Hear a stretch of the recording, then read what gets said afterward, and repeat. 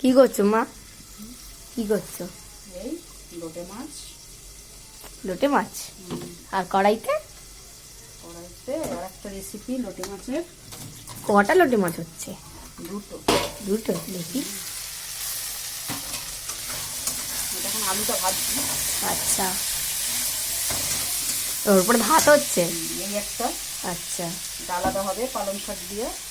এই একটা লোটে মাছ হবে। এইটা এটা হচ্ছে।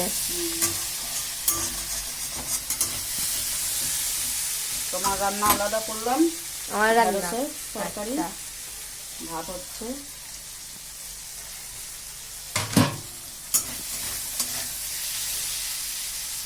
এটা কি নিজের থেকে হচ্ছে দুটো রান্না? ভেবে হুম, এটা কিসের পেস্ট? এটা আদা রসুনের পেস্ট। আচ্ছা, বেশি করে দিতে হয়।